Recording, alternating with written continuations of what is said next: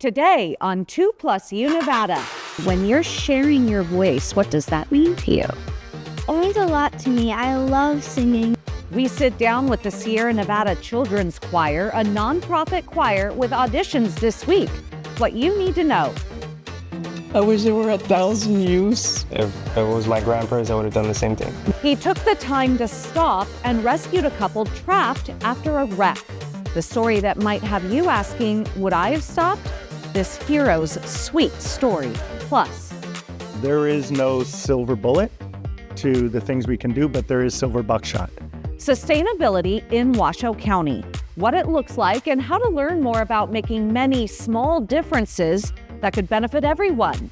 You're watching 2+U Nevada. It's home. Put everything back in your house the way you like it. With community and family. And this really is a family affair. It's local food. I got garlic in mine, capers. It's health and wellness. Plus, we don't have these, and we could be using them. With plenty of entertainment. 2+U Nevada, brought to you by 911 Restoration. Thank you for joining us for this edition of 2+U Nevada. I'm Sarah Johns, your host. Welcome to Tuesday. Did you know that Tuesday is typically one of the slowest days for restaurants? I looked it up, and that's because people are getting back into their weekly routine and also have spent money over the weekend and tend to tighten up. But get this, dining out on a Tuesday tends to be one of the best nights because the staff is less rushed and you tend to get more attentive service. It's also quieter. So if you have no dinner plans yet, you may consider heading out to your local restaurant. We have a fantastic show lined up for you today. Don't go anywhere. Thank you for joining us today for 2+U Nevada.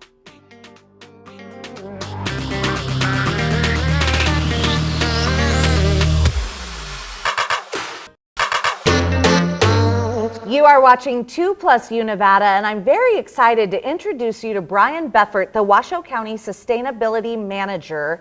You're joining us this afternoon, and I reached out to the county because you're going to be speaking at an event later tonight, but you are just a wealth of knowledge. And I'm very excited to sit down with you as the county sustainability manager. How long have you had that role, and what is your role in our community? Thank you very much. I joined Washoe County in 2023, so almost 3 years ago, to help the county meet their goal of net zero greenhouse gas emissions by 2050, and spent first couple years writing a climate action plan, and our Board of County Commissioners adopted that plan in March of last year for both county operations and community-wide. So what does that mean for us as a county, as a community? How can we help the county get to net zero? Right, thank you. Well, it's all of us, right? The county is just one player, and we're a lot of people living here in northern Nevada. And this is a region that is seeing more and more weather-related emergencies and other challenges coming our way. If it's not atmospheric floods, atmospheric rivers and floods, or wildfires and smoke, every year seems to get hotter. Reno is the fastest warming city in the United States. We have more and more microplastics and chemicals in our food and in our river. And this affects all of us. So this affects the governments and agencies that are on first response when emergencies happen, and the taxpayers who pay for all of that. And it affects all of us with rising medical bills, rising grocery bills, rising energy bills.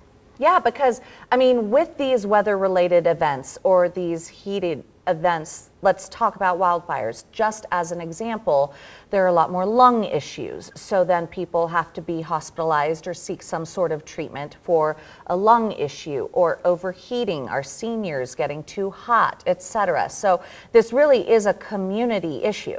This affects all of us. And yes, asthma cases rise.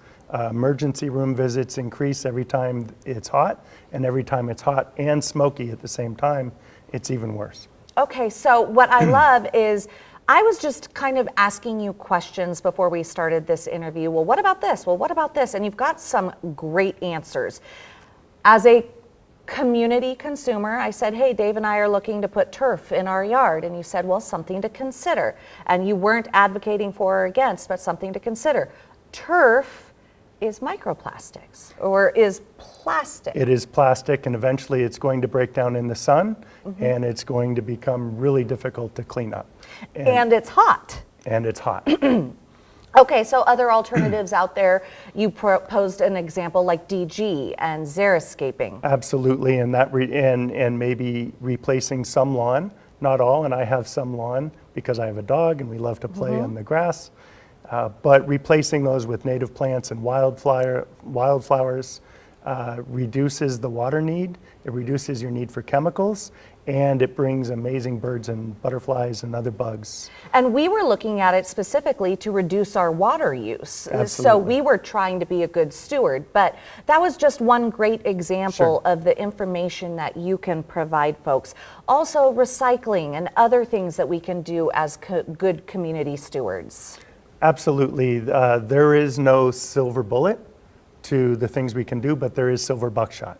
And it's everything from planting your own garden or composting, replacing LEDs, your light bulbs with LEDs. When your appliances wear out, replace them with more efficient appliances. Reducing single-use plastic in your life, composting more often. There are just so many different things we can do, and all of that makes a difference. And if you're in the market for a new vehicle, obviously don't just go buy a vehicle if there isn't that essential need right now, right? But if you are in that market, take a look at EV, take a look at hybrid. And they are more affordable and they are cleaner over their lifespan.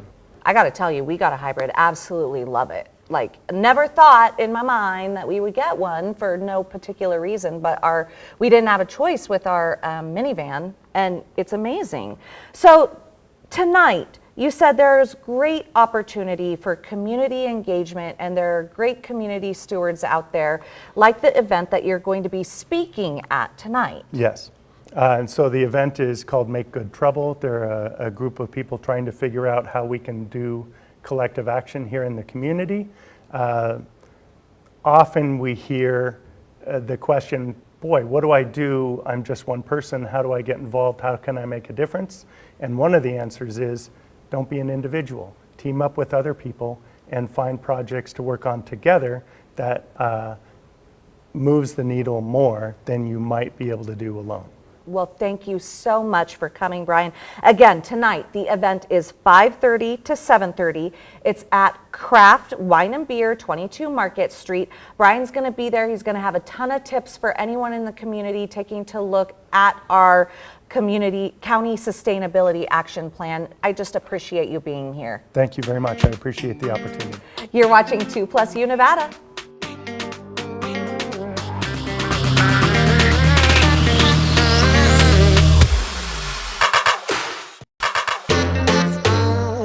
You are watching 2+U Nevada, and we have a great group joining us this afternoon with the Sierra Nevada Children's Choir. We have Bonnie Wade here, who's a volunteer, and her two daughters, who are members of the Sierra Nevada Children's Choir.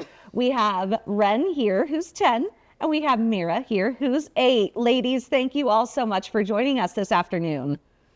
Thanks for having us. Yeah, we're so excited. So we're here because the Sierra Nevada Children's Choir is a non-school affiliated 501c3 choir option for families in the Truckee Meadows.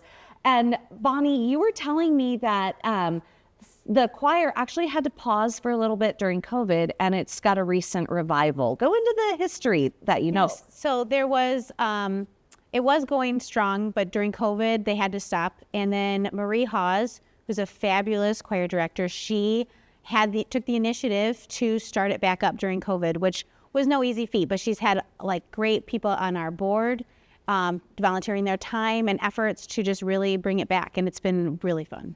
As a parent of kids involved in this children's choir, what does it look like? Like, how often do they practice, and how much of a lift is it? How many days of a week do parents need to plan for? Yeah, so it's once a week on Thursdays. They practice for an hour and a half, and they practice at St. John Presbyterian on Plum.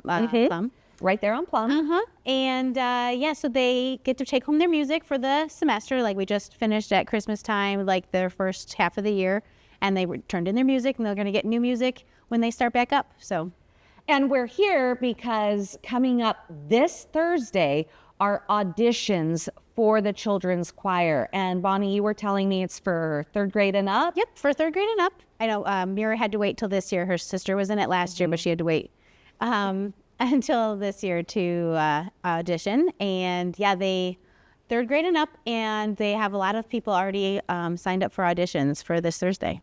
Wonderful. So girls, what do you think of the choir? So you've been in it 2 years, Mira? Oh, I'm sorry, Ren. Sorry. Silly Sarah. All right, Ren, what do you think about the choir?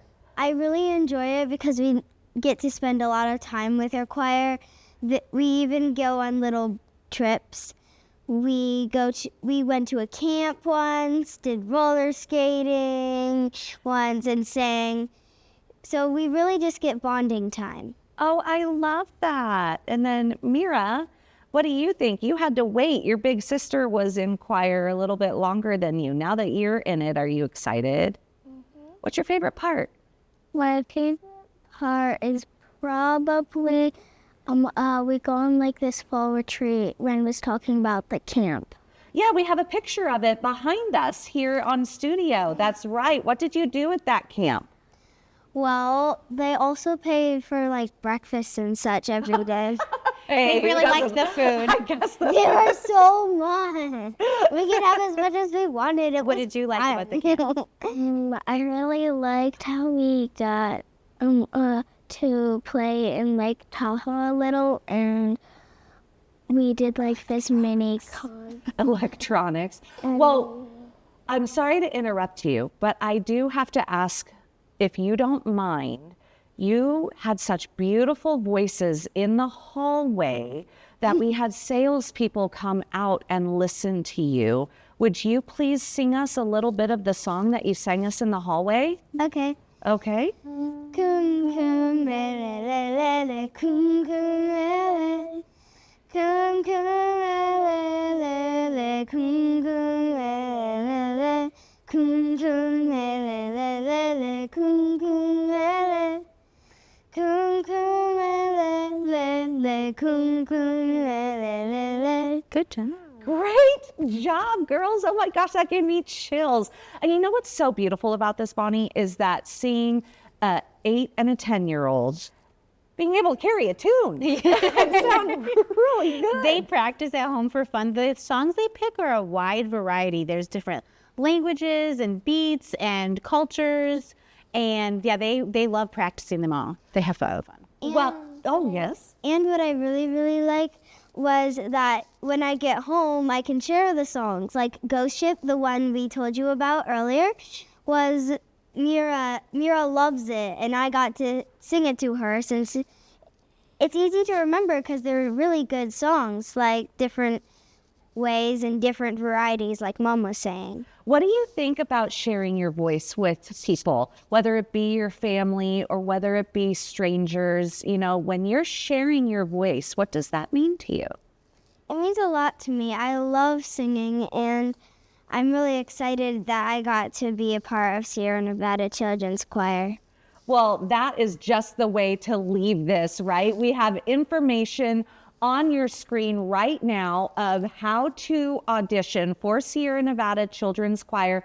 And Bonnie, do people need to pre-register for these auditions? Yep, go on the website. It's really easy to just sign up your child, and you can do it anytime, even on Thursday if you didn't have time Tuesday or Wednesday. Well, thank you all so much for joining us this afternoon. I cannot wait to see you in lights or on stage. Okay, girls? You're watching 2+U Nevada.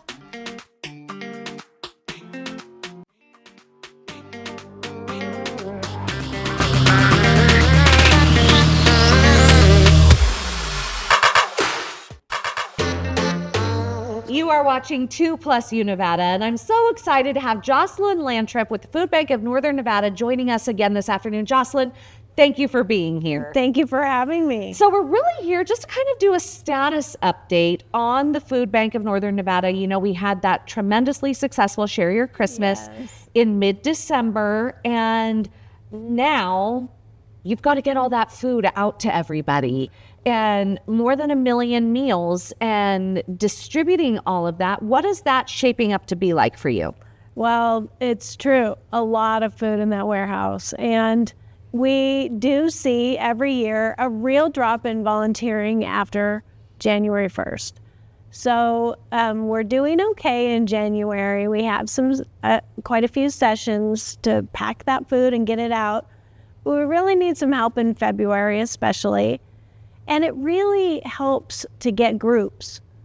So if people are thinking about getting a few people together, it doesn't have to be your work. It could be any group you're involved with. Even we have a cul-de-sac that comes in monthly. Oh, I love that. Yeah, it was started by a teenager, and she's wanted to get her neighbors together to come out and help. And she ended up, that group ended up being in her top 10 as far as hours for volunteering. So anybody can be a group. So you know what? You just gave me a great idea, because we live on a great block and we all have block parties and stuff like that. And instead of doing, let's say, a block party of a potluck, which is what we tend to do quarterly or what have you, we could do a block party and go out and help pack and kind of talk about what that looks like. It's actually a very organized way of being able to get these meals distributed. It is, and it's pretty turnkey. It's a 2-hour session. You do need to come out to the food bank, so we're a little bit outside of town, but you sign yourself up. If you're a group, you call Vicki or email Vicki, and she sets you up, our volunteer coordinator. And then it's a very short training. Our volunteer specialist, Ron, he tells you, like, this is what you look for. You examine the food, make sure it's not expired or close to date. We put it into categories, and we weigh those boxes and get them ready to go out to partner agencies. So all that food that comes in at Share Your Christmas, you see like a box of entrees or a box of canned vegetables or canned fruit. And then that is what the agencies can order. And then we pick those orders and get them out to the 140 agencies. I love that. And then, okay, so again, I'm literally thinking of my neighborhood. Can children participate in these group volunteers? Amazing question. Yes, any child 10 and over can come out to the food bank anytime with a parent or an adult. So that's great. We do have a couple times a year where kids can come out that are even younger. One time in October, and Martin Luther King National Day of Service is one of them. That one is pretty full right now, but kids that are 10 and over can come out anytime with their families. So. I love that. Okay, so again, all of this is talking about getting the food that you currently have in the warehouse distributed to your partner agencies and distributed out to Nevada. Talk about your distribution feeder networks and how far your reach is. Yes, so our service area is pretty big. It is 90,000 square miles. So we're all of Northern Nevada. We have a sister food bank in Vegas, and they handle the 3 counties down there, but we are everything else. And then we also have a little slice of California, the eastern slope of the Sierra, Susanville, Bridgeport, Mammoth is in our service area. So all those places that is tough for those food banks in California to get to them in the winter, and we serve them too. So that food will go out to faith-based pantries, to rehab centers, to senior centers, childcare, all kinds of different nonprofits that need food for the people they're serving. So when you're talking about this 90,000 square miles and all of these partners that you have, realistically, when you're talking about 1 million meals that have been gathered at Share Your Christmas, how long does that last you? It doesn't last as long as we want it to, I have to be honest, because we are helping so many people right now. 160,000 people every month need services from the food bank. So we do go through that in a few months, and that is why we are always asking. Food is something that you need to replenish all of the time. And ideally, we would like to help people eat 3 meals a day. So it is something that you always need to be feeding that supply. And that's why we love this community, because we couldn't do it without them. We do need to process those donations, and it's another step, but 2 hours in the warehouse, you're helping thousands of families. That is so cool, right? To think that 2 hours of your time, that's all that it takes, and you're helping thousands. So if people want to learn more about the food bank, if people want to sign up, they can email Vicki. Yes. So that email is on your screen. But also, for more information, what's the website and how can people sign up for specific hours? Sure. So it's fbnn.org. We have a Get Involved section, and that can get you to the volunteer page. Tells you all about it. That you sign up. It's pretty easy. And then you just sign yourself up for sessions, whatever you want to do. We also have opportunities in town, but those fill up pretty quickly. We really need help in the warehouse. Awesome. Jocelyn, thank you for joining us this afternoon. Thank you so much. You're watching 2+U Nevada.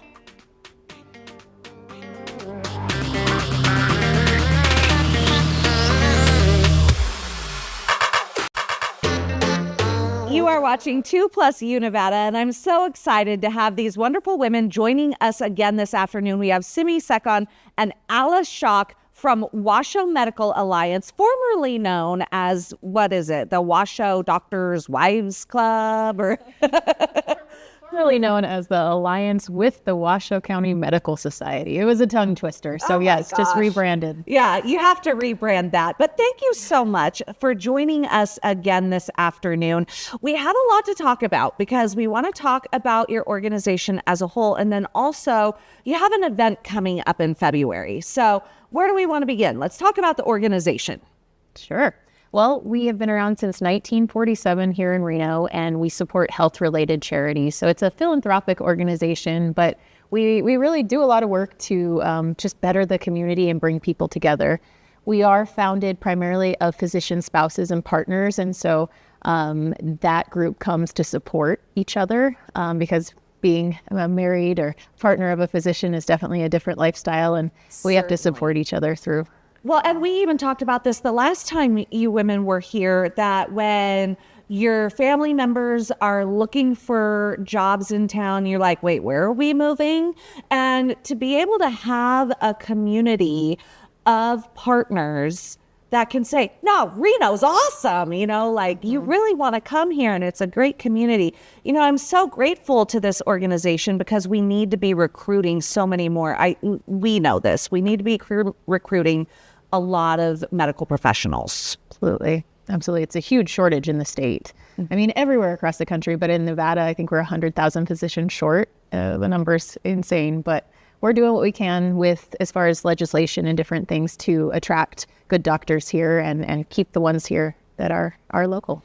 And, you know, I really appreciate the fact that then through your philanthropy side, you were also so motivated to help with getting nurses in our hospitals and in our medical profession offices. And really the money that you raise kind of go into what you are streamlining that to. The reason that the organization started was not only to have a support system for the spouses, but also to make sure that the medical community continues to grow. So we wanted to keep the nurses in Reno. We wanted to make sure that they stayed. So by offering scholarships, it gave them an opportunity to stay in Reno, get their training done, and then continue on with jobs here.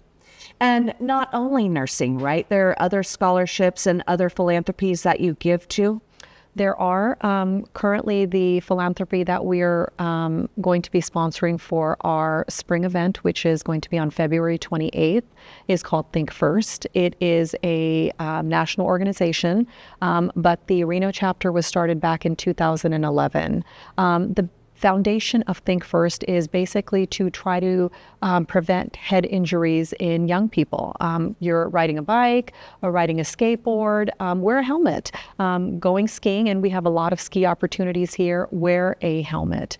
And Think First has two ways that they basically help our community. The first is by doing helmet giveaways. Several times during the year, they have helmet giveaways where they not only give free helmets to young people, but they actually do proper fittings as well. And then the second way that they help is by educating the community. They go into schools, and so far we have managed to speak to over 20,000 students in the area and give away more than 6,000 helmets. Now, I don't know if anyone knows this or not, but in the US alone, we have over 2 million head injuries a year. And crazy. It is. And head injuries are the leading cause of disability amongst, kids and young people. So we want to try to prevent that.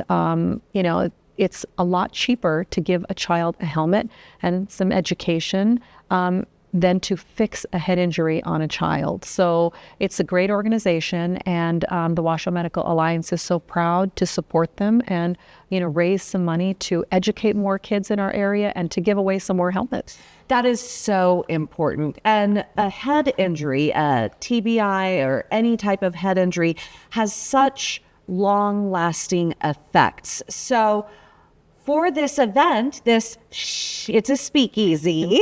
So excited. That's a really cute title. Explain what this event is, where people can go to help support this, and if you need sponsors, let's hear about that. Absolutely. So you can go to WashowMedicalAlliance.org. You can get all the event info on there. If you're interested in becoming a sponsor, we would love to have you. The money is going to support this amazing charity, Think First, but it's also going to help support our endowment fund.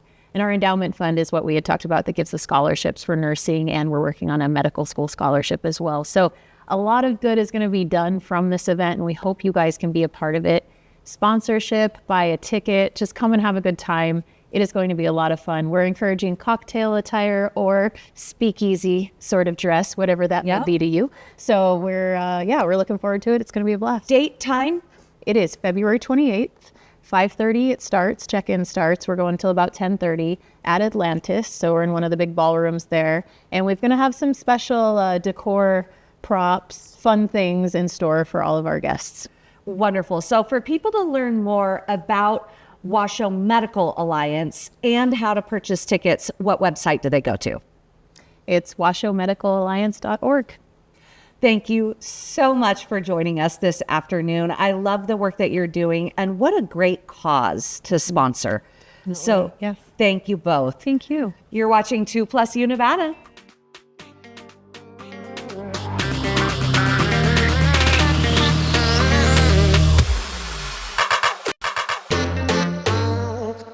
Today, a heartwarming story of heroism out of Texas, which may leave you wondering, what would you have done? One retired couple trapped in a car wreck is glad a 19-year-old just a year out of high school did what they credit him with saving their lives. David Begno decided to change that teen's life.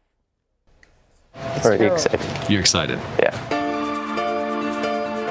Juan Mendoza walked into the restaurant where he works, excited to see the couple who call him their angel. I'm so happy. I'm so proud of you. You see, these three first met on a day and in a way that no one wanted. But it has changed all of their lives forever. ¿Ya se siente bien? Yes, perfect. Juan works at this Texas roadhouse on the side of the interstate, not far from the U.S.-Mexico border. But as you're about to see, he is hardly the type of person to stay on the side of the road. Juan was driving one rainy Wednesday with his girlfriend when they saw this. The car is spinning at high speeds, and it stops right here, and then this is where I stop. Now take a look. I want you to ask yourself, would you have stopped to help? Nobody stopped. He was the only one that stopped. Yeah. Juan Omada, who turns 80 years old this month, was driving home from a doctor's appointment with his wife, Adriana, when it all happened so quickly. This guy hit us when we were spinning, and we continued spinning. 5-10 seconds later, boom, And I looked at her and she was passed out. My first thought was like they could have kids. And I have little brothers, and that thought came into me rushing, and I'm like, you know what? I'm gonna get him out. And that is when this Texas Roadhouse cook became a roadside hero. Life can take you anywhere. It took me like 3 seconds to say yes or no in my head to get off the car and go help them. He was there at the right moment that we needed him. So that's why I say he was my angel. But the Omadas didn't get the name of that angel, and they had not seen him until we brought them back together so they could thank him. I wish there were 1,000 youths. If it was my grandparents, I would have done the same thing. Yes. Everybody has to make time. I appreciate it. He came in at the perfect moment. That's when the smoke started coming into the front of the car, and I couldn't move. And man, that was great relief for me to know somebody was there To help us. to help. Thank you so much. And we love you forever. I have something else for you. When I saw what you did, I said that you have the heart of a first responder. And I know you work here at the Texas Roadhouse in Weslaco, Texas, and you love your job. You're a cook, and they love having you here. But I asked you if you wanted to be an EMT, and you said, I'd love to. And so I called my friend Justin back, who is the president of one of the largest privately owned ambulance companies in the United States. And Justin is here. I'm Justin. It's nice to meet you. Good. David's told me a lot about you. Look, in EMS, we're always looking for people, good people who want to help others. But that takes a big heart, but it also takes a lot of intelligence and a lot of courage to do it, a lot of toughness. And that's a rare combination. But having seen your story and hearing about you from David, we think you've got it. And so we wanted to offer you a scholarship to our National EMS Academy to go through EMT school, as well as a conditional job offer to join us at Acadian Ambulance. And then when you're ready, here's a scholarship as well to join us at paramedic school. We'd be honoured to have you on board. Thank you, sir. Seeing what you did off the bat, without any preparation, you're more than ready. Those are 3 incredible things, right? How do you feel about that? Well, I thank my parents of how they made me into this character that I am now. They teach me to be humble and to help anybody that's out. They needed help. We have one more thing for you. I called the mayor's office because I wanted the mayor of Weslaco to know what you did, and the mayor is here How you doing? with something for you. Yes, sir. Mr. Mayor? First, I want to thank you for your heroism and what you did when you saw what happened. So, on behalf of myself, the mayor of the city of Weslaco, and our city commission, we're proclaiming Juan Mendoza Day here in the city of Weslaco. So, thank you for your outstanding actions. Thank you for everything that you did. Thank you for being their guardian angel. And you know what? What an awesome surprise that you're going to be able to be an EMS and continue helping others in need. So, 19 years old, man. That's awesome. Thank you, man. Congratulations. Congratulations. Amen. Thank you. How do you feel? I feel amazing right now. It's your day, man. It's your day in the city. It's your day in the city. Oh my gosh, did you see how he thanked his parents? What a phenomenal young man. Good job to Juan Mendoza and his family. Stay with us. We'll be right back.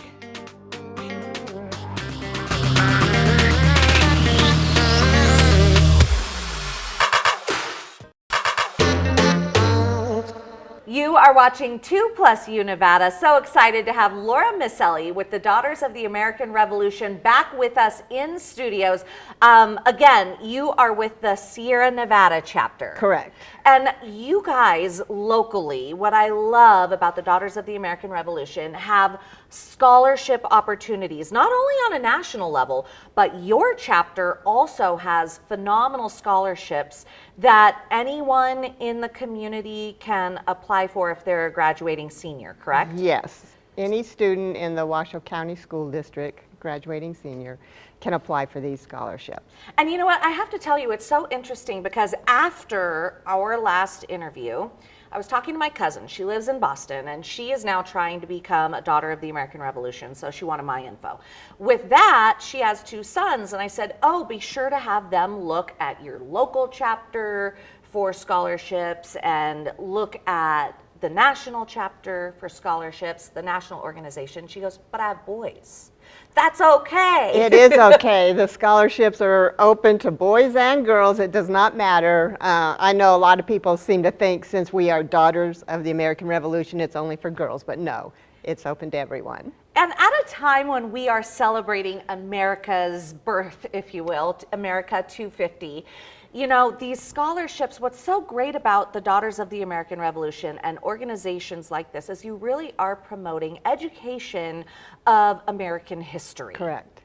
Correct. And the national organization has a special scholarship right now for America 250, which is a $25,000 scholarship.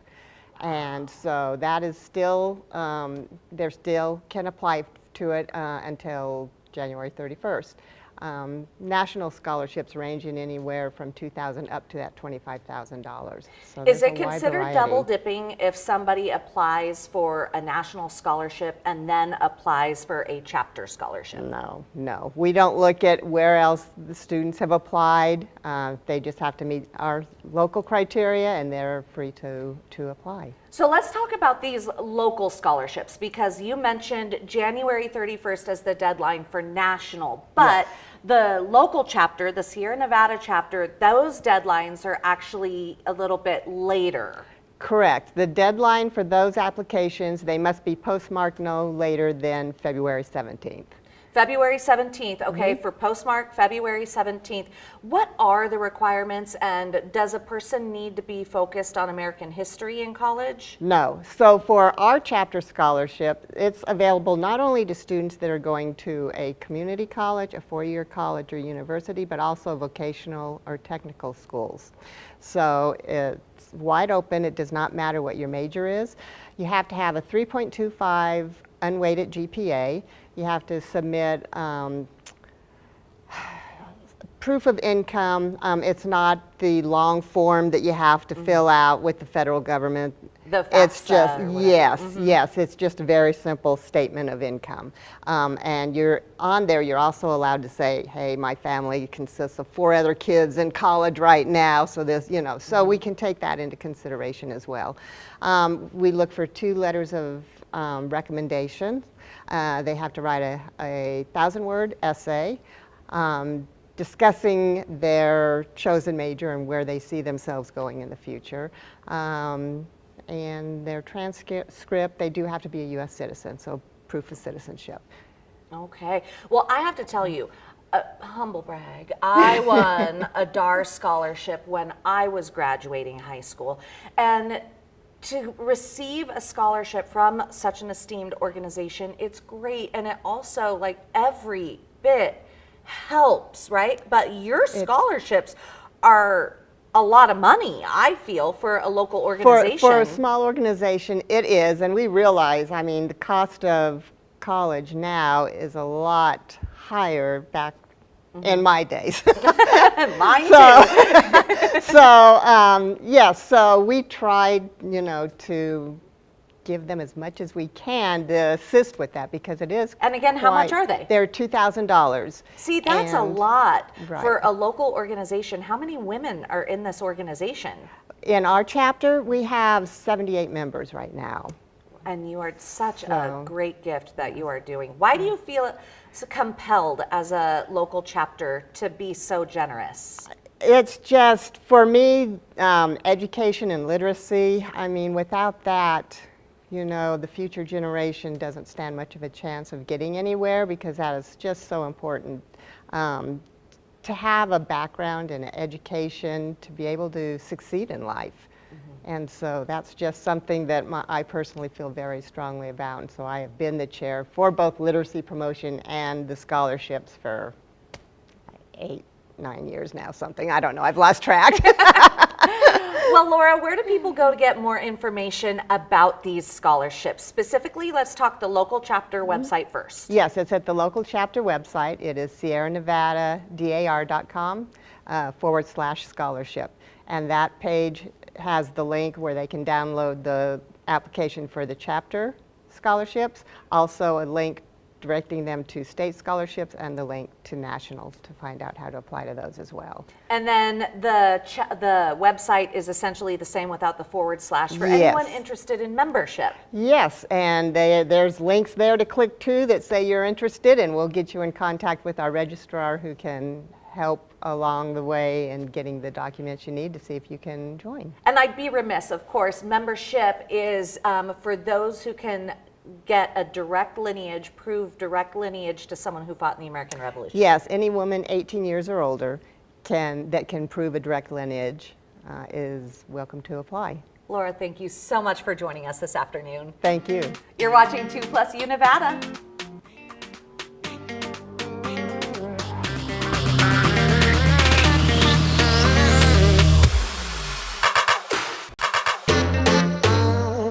Are you a business or nonprofit and want to be featured on 2+ U Nevada? Have a Mom to Mom Monday, a Tried It Tuesday, or even a cute pic you just want to show us? The whole point of 2+ U Nevada is the plus you. You can send us your content by visiting our website. Head to 2news.com and click on 2+ U Nevada. Or you can email us at 2plusUnevada@ktvn.com. A U.S. Navy veteran decided to celebrate his 90th birthday by going parasailing along the coast of Florida.